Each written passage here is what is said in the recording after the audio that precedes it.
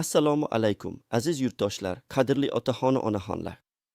Bugungi videomizda siz bolalari Rossiya yoki Koreyada mehnat qilib, sizga ozgina bo'lsa ham yordam berayotgan qariyalarimiz uchun juda muhim, hatto shok holatiga olib keladigan bir xabarni bilib olasiz. Davlat farzandlaringizning chet eldan topib yuborayotgan halol mehnati evaziga kelgan puliga ham qo'l cho'zmoqchi, bilasizmi? Bu shunchaki mishmish emas, balki pensiya jamg'armasi va soliq qo'mitasi koridorlarida jiddiy muhokama qilinayotgan qonun loyihasi haqida so'z yuritmoqchimiz. Keling, bir lahza o'ylanaylik. Siz butun umringizni shu vatanga bag'ishladingiz. Kolxozlarda, zavodlarda, fabrikalarda, o'qituvchilikda, shifokorlikda, turli sohalarda kecha-yu kunduz tinmay mehnat qildingiz. Peshona teringizni tokib, shu diyor uchun ter to'kdingiz. Bugun esa sizning pensiyangiz ko'p hollarda faqatgina eng zarur ehtiyojlaringizni zo'rg'a qoplaydi, to'g'rimi? Non, choy, dori-darmon. Mana shunday og'ir sharoitda Allohga shukrki farzandlaringiz bor. Ular o'z oilasini qoldirib, uzoq yurtlarga, Rossiyaga, Koreyaga borib, og'ir mehnat qilib, o'z rizqini halol topib, sizning haqqingizni ado etish uchun ozgina bo'lsa ham mablag' jo'natishyapti. Ular sizni esdan chiqarmaganliklari, sizga yordam berishni burch deb bilishlari qanchalik quvonchli va qanchalik faxrli. Ammo endi davlat bu pulga ham o'z ulushini talab qilmoqchi. Qanday qilib?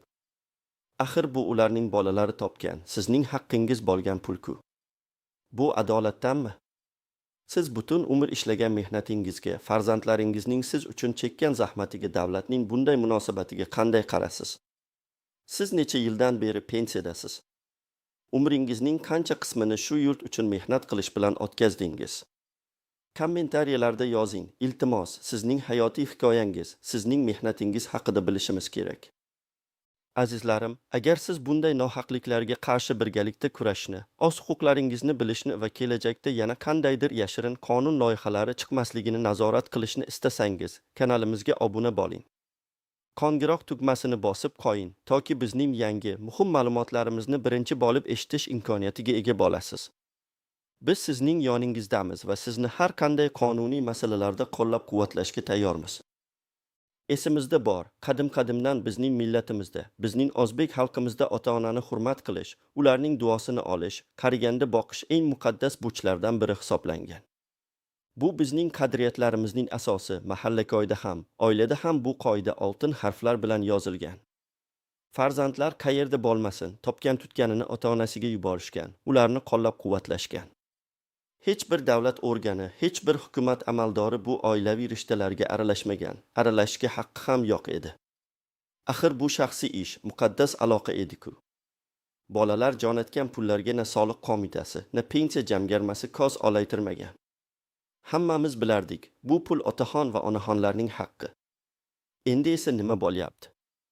Endi esa yangi qonun loyihasi muhokama qilinmoqda. Unga ko'ra, agar sizning Ustart yoki Humo kartangizga xorijdan bir oyda 2 million so'mdan ortiq pul kelib tushsa va siz bolangiz bilan qarindoshligingizni notarial tasdiqlamasangiz, soliq qo'mitasi avtomatik tarzda 12% miqdorida daromad soligini undirib olmoqchi. Tasavvur qiling, 12%.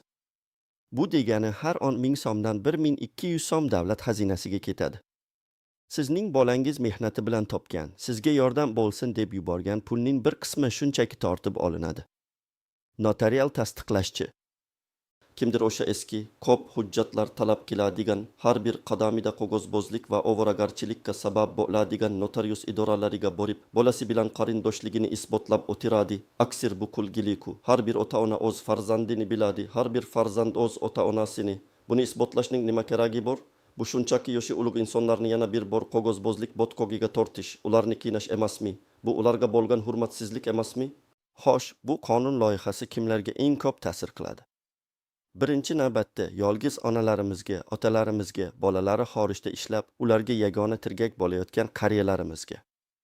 Tasavvur qiling, yoshini yashab, oshini oshagan, 60-70 yoshga kirgan, balki 80 yoshni ham qoralagan bir onaxon.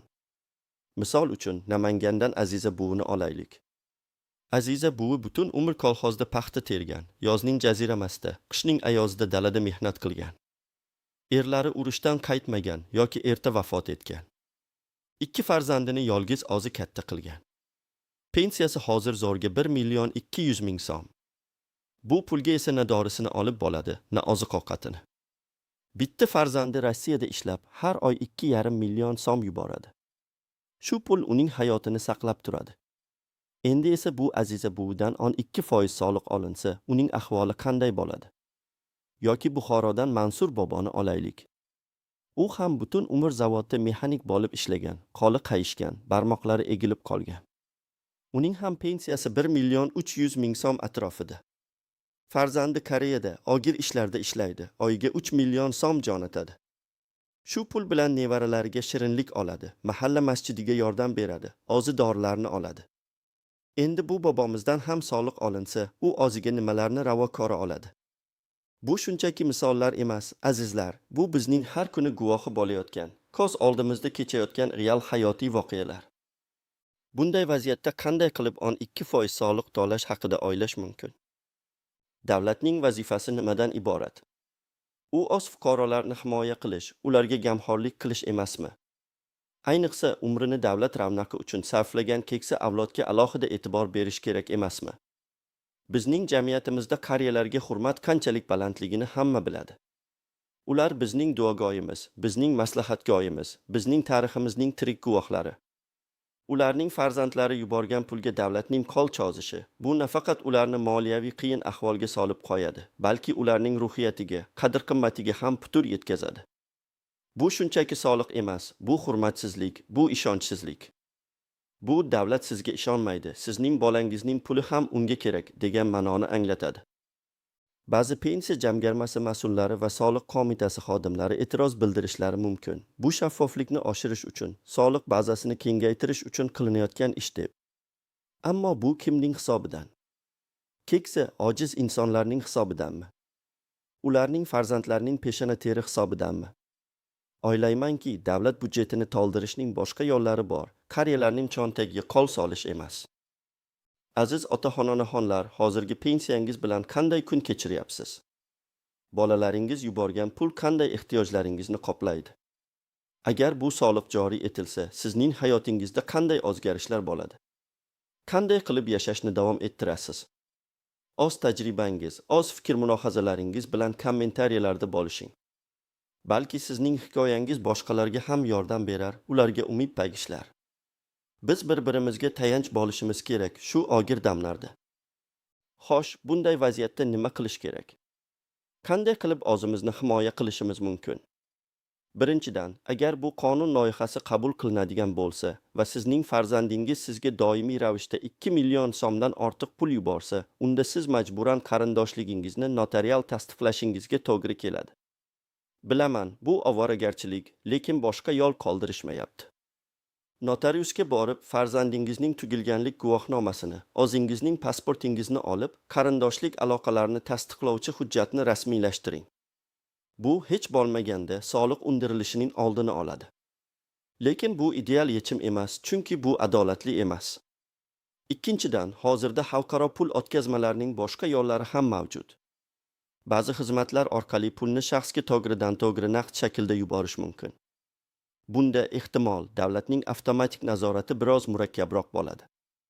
Ammo bu ham yechim emas, chunki har doim ham qulay bo'lmasligi mumkin. Eng muhimi, bu qonunni chetlab o'tish yo'llarini izlash emas, balki bu qonunni adolatsiz deb topib, uning qabul qilinishiga yo'l qo'ymaslikka harakat qilishdir. Uchinchidan, va bu eng muhimi, biz jim o'tirmasligimiz kerak. Bu qonun loyihasi hali muhokama bosqichida ekan. Biz o'z ovozimizni balandlatishimiz shart.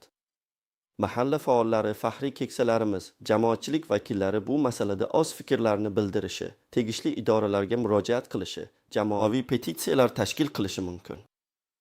Pensiya jamg'armasi va soliq qo'mitasi rahbarlariga, deputatlarga, senatorlarga, prezident administratsiyasiga murojaatlar yo'llashimiz kerak. Bizning ovozimiz eshitilishi shart. Bu bizning kelajagimiz, bizning qadr-qimmatimiz. Agar biz bugun jim tursak, ertaga yana qanday adolatsiz qonunlar chiqishiga guvoh bo'lamiz, Xudo biladi. To'rtinchidan, agar allaqachon soliq undirilgan bo'lsa va siz buni adolatsiz deb hisoblasangiz, siz soliq organining qarori ustidan sudga shikoyat qilishingiz mumkin.